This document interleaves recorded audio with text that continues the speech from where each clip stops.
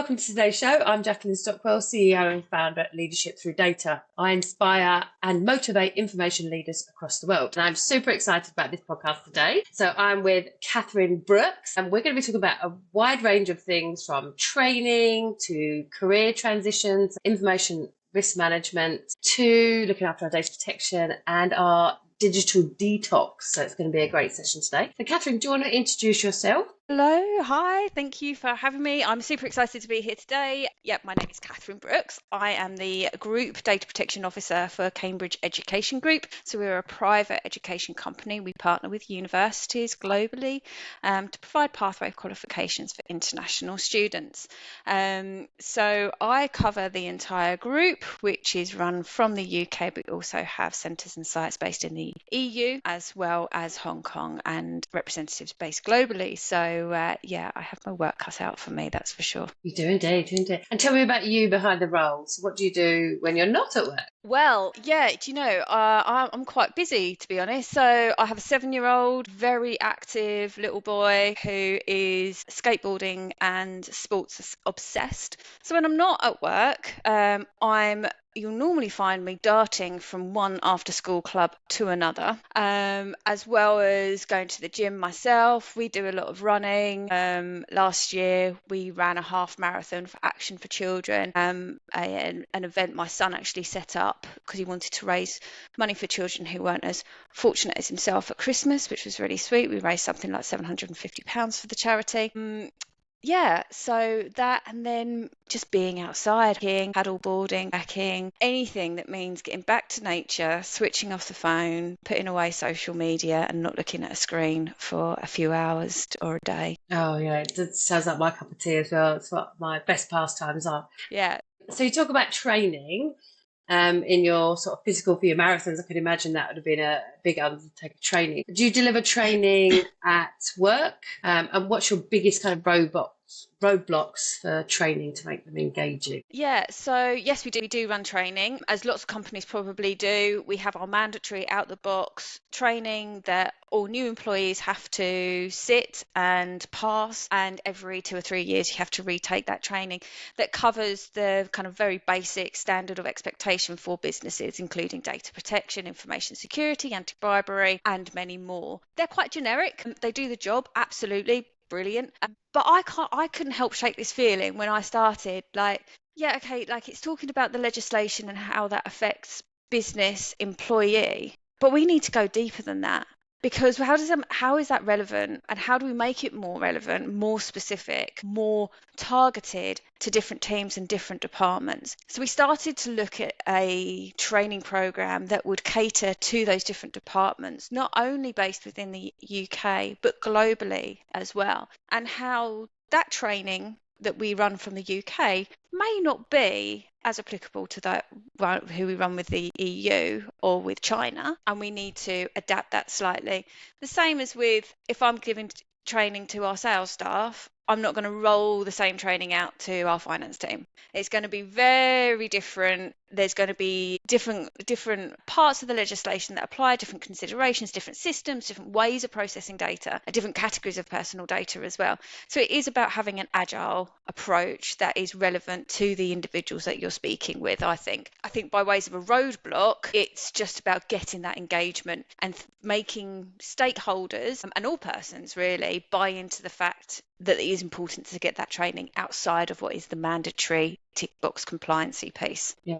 So how are you running the sort of induction trainings, what you described before, and then how are you running the sort of additional layers? Yeah, so induction training is out the box, video, watch it, video scenario, multiple choice question, get 80%, you pass it, if not retake until you do. And that's run by a company. So I just review it every year or two just to make sure it's still up to standard. The more specific training that we're rolling out across the company, it's multi-layered. So we like to have a bit of an approach to make sure it's catering for all persons, thinking about different learning styles, learning abilities, and also just the way people like to, I guess, digest content as well. Having an interactive, gamified, in-person training session can make some people feel incredibly awkward, and then if they don't want to engage with those games, or they're kind of shoehorned into a group that they don't particularly want to kind of have that interaction, actually that training is lost because their anxiety is going to be so high, they're not going to take any of that information in. What they may prefer to do is to see a pre-recorded video and take that away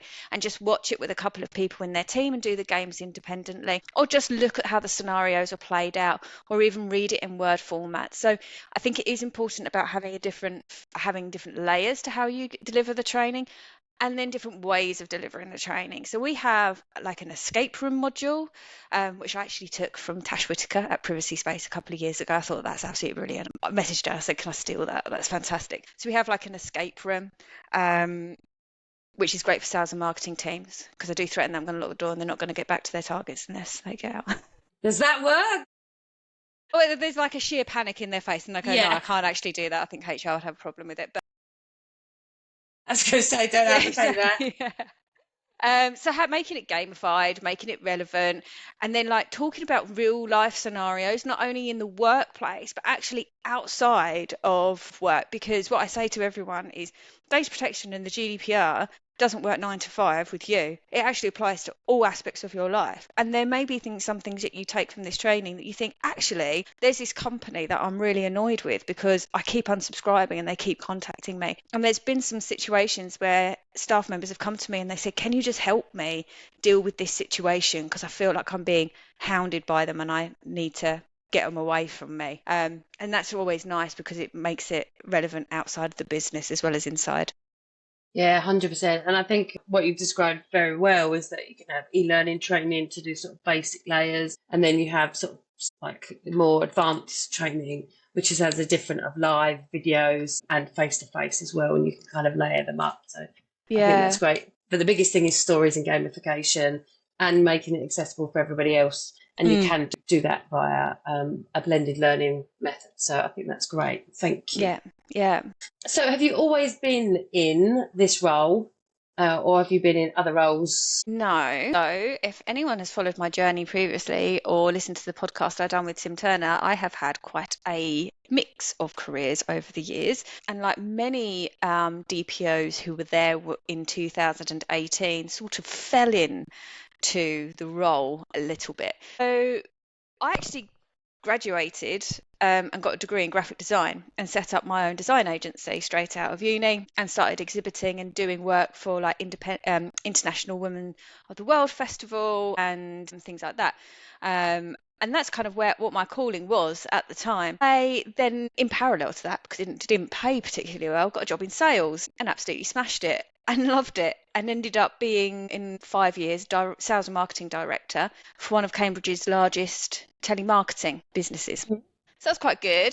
Then the GDPR was announced and I thought, well, that's going to tank the business. We work with data brokers and buy in data, nurture it, package it up, and then sell it to our clients. So we went on a bit of a discovery tour, really, 18 months, pivoting the business, working out how to make it compliant. I did all the training under the sun and came out the other side absolutely loving it. My boss said, you know what, you seem to really thrive. Do you want to be our DPO? So happy days, I did. And then after that, I took a career break, had a family, tried out a few different things, worked data protection and like information governance and security as an outsourced service before landing my role as a privacy officer for Cambridge Education Group. So I've been here for coming up to 4 years now, started off as privacy officer and then moved into the role of DPO about 2 years ago. Brilliant. So what would you offer listeners that want to transition from certain roles into this profession? So I think it's all about looking at your transferable skills. There are some things that I would say, do help. Like if you've got a passion for privacy, you're organised, you have that kind of like structured, I guess, like mindset towards tasks and things. You're quite a methodical person and understanding how to apply, like problem solving, probably the best thing. Yep. We're not here to say yes or no, we're here to go, how do we make that compliant with the law? So it could be a really complex, challenging campaign that a marketing team might be wanting to work with you on.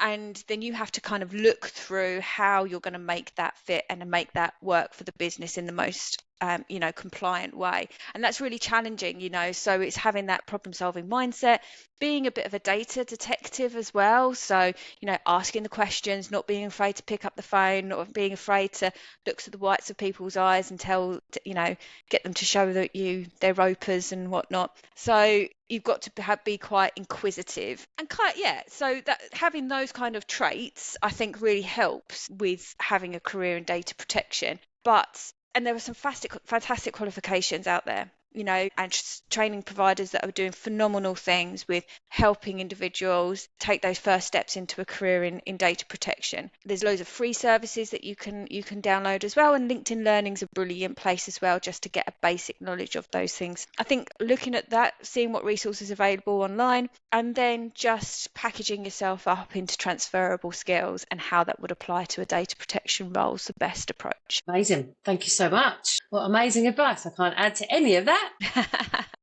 So what are the most urgent problems you see companies facing right now when it comes to data protection and handling emerging trends like AI? I think it's just the pace that it grows at. When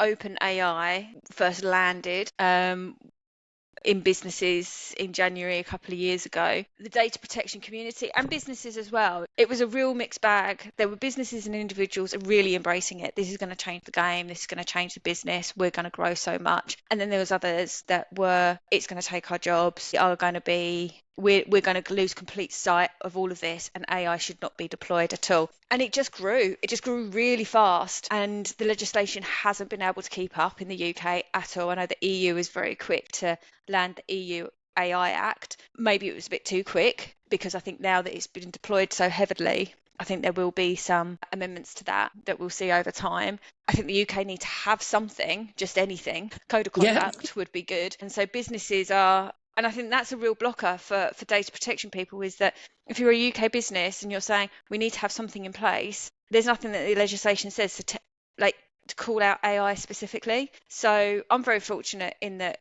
we are a global organisation, and I have a really good relationship with our exec who see the benefit of what we're doing. So very early on, I was able to change our privacy notice and add an AI assessment in our DPIAs, and to look at our transparency and create an AI governance group, and to be able to do all of those measures to make sure that we are keeping that conversation going, and that the use of and deployment of AI throughout the business doesn't get too unruly and out of control. Yeah. But a lot of businesses don't have that kind of flexibility, and I appreciate that. I think it's just making sure you're doing whatever you can to kind of keep your finger on the pulse with it all. But it just changes so fast. And then we've got the data use and access bill coming in this year. So it's getting your head around that as well. Yeah. So it's difficult. There's a lot to do, and data protection teams can be small, and trying to keep up to date with the legislation, reporting to senior team members, as well as dealing with the day-to-day. I think that's the biggest challenge. Yeah. What do you think the immediate actions they can take right now for organisations to stay ahead? Do the ICO accountability framework. Just do that as a very minimum. I think it's a fantastic tool for any organisation to just run an internal audit and just benchmark where you are. You can get some really nice visuals from it. Present that to whoever you're reporting into, show them where the risk areas are, and talk about proactively what you want to do to mitigate that risk. Fabulous. So where do you see businesses making mistakes with data and information that actually cause harms to their sustainability goals? Retention and deletion. Yes. Oh, yeah. Data decarbonisation. Yeah, I mean, there are some staggering figures on it, right? And I was reading a report or an article on LinkedIn by, I want to get this person's name right, Scott Hamilton. So he published an article on LinkedIn last year, which was around sustainability, around data and what impact that has globally with businesses, specifically in the UK, and where they're hosting their data. I think that is an area for all businesses. All businesses have to have a retention schedule, right? But how many businesses are actually adhering to it? And where is all that data being hosted? And who is going to share that data? And what are they doing with that data? And where is that data being hosted? Data is bouncing around all over the place. These data centers are absolutely huge. The impact that they're having in the environment is massive. And I think if we've got a business that really supports sustainability, the first place that they should be looking is how much data they are retaining and trimming down what they no longer need. Yeah, 100%, because there's discussions around nuclear powers for, data centres as well. So it's scary, but that's one of the things I definitely would have said. There's also Tom, I can't remember his name, but I'll put it on the footnotes of this. He's a very good person to follow. He's doing a lot of work around data decarbonisation.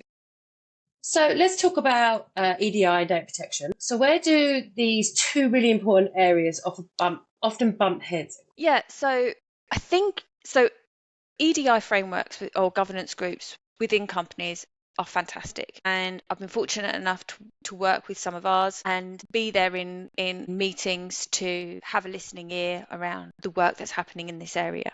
I think one of the biggest challenges that I've certainly found is around the protecting the integrity and the confidentiality of any personal data that may be shared to support that initiative, and what's happening with that data and whether we're being transparent and fair with it. Because there are so many kind of sub-working groups under that whole banner that are doing fantastic things with equality and equity within the workplace and ensuring that everyone is treated fairly and that everyone has equal rights, like returning mothers to the workplace, having compassionate leave when you need that time off, time to look after dependents, menopause groups, all of those and many more, where there's networks and people in the office who are sharing stories, but then like what's happening with that information? How are you storing it? Who are you sharing it with? Are they happy with their that information to be shared? Actually, do they want to just be able to have like a space where they can share without it being recorded? So I think, without kind of like, I don't want to weigh in with my size 6 DPO boots and spoil people's fun or anything like that, but I think it is just being mindful of what is being disclosed, what is being shared, the purpose of it, and having the same protections around that we would do with our customers and our clients and our employees in the more kind of traditional senses as well. Fantastic response. So we talked about right at the start around going kayaking and digital detox. So what do you think are some of the biggest issues people face from digital overwhelming, and how can they actually truly switch off? Well, I tell you what, I think this is a podcast in its own right, and if you get me going on this, I do agree. Short and sweet. Yeah. So basically, I have a young son. I'm very aware of how much exposure he gets to screens, even though we have quite a low tech zone at home. He's got homework apps. He's got screens in schools. Somehow, knows his way around Pokemon Go, even though like I've never even shown it to him. So I mean, like and kids talk in school, and he wants to, he's talking about YouTube and things like that, and that exposure grows and grows and grows and grows, and it is just everywhere. And the impact of social media and streaming channels like YouTube can be very dark places, but it's also so rife, I guess, with young people now that it's difficult to completely block them from that, because you don't want to segregate them, right, from everybody else. So it is about striking the right balance. I think it is important to educate parents and school children about the issues and pitfalls and problem areas online, what to look out for, how to raise a concern either with your child or with a school perhaps, or somebody else, and just taking a break. I work long hours, I'm on a screen at work. I don't want to switch off and then be on my phone on social media and then looking at a screen and watching TV. I want to be outside and reconnect with nature, with my family, with myself, just slow down. It's just content overload, and I think that is quite overwhelming and overstimulating for so many people, myself included in that. Yeah, 100%. I tried it a while ago, just for one day to be away from my phone and the screen. So I'm quite good at getting away from the screen, but certainly on my phone, it was kind of that fear of missing out. So, but it's all around that discipline. It's an addiction at the end of the day. You're Absolutely. addicted to your phone. So you just got to manage the addiction Yeah. and It's ensure the that you have. dopamine hits, right? You know, you're Yeah. seeing how many likes you're getting on a post, the comments, and it is like a little dopamine hit that makes you feel good all the time, and you are wanting to get that again and again and again. And if you start looking at the science behind all of that, it's really interesting. Like the likes of Jonathan Haidt and the work he done with anxious generation is just fantastic. I recommend that anybody read that book. And then you've got TV series like Adolescence, which really were eye-opening around what high school kids are talking about and how they're using different platforms and different emojis to communicate quite sinister tones. Yeah, and I think, you know, it is important to switch off from that. I'm just about to take a 2-week leave. I do it every year at the start of the summer holidays, and I just switch it all off. Like I deactivate, like literally delete the app of LinkedIn on my phone, so there's no temptation to look at it. I switch my emails off, and I say to people, if you need me, it's emergency, WhatsApp me, phone me. Fabulous. I love it. My phone's going off. Turn it off for 2 weeks or we'll go away. So I think that's it's sensational advice. Thank you so much for your time today. It's been a great podcast. And I wish you all the best. Thank you. Thank you so much. Thank you for listening to the Journals of the Information Entrepreneur with me, Jacqueline Stockwell. I hope you found this episode inspiring and helpful and have some takeaway tips that can be useful to you. If you liked this episode, please like, review and share it with your friends. Your support helps us reach more information leaders to stay inspired and listen to great content. Want to test out your strengths and weaknesses and measure it against our Empower framework? Please complete the scorecard. It's a great way to improve and evaluate your skills. You can find the scorecard at the end of the description of this podcast. Stay tuned for a new podcast every Thursday, and remember to be bold, be brave and be beautiful.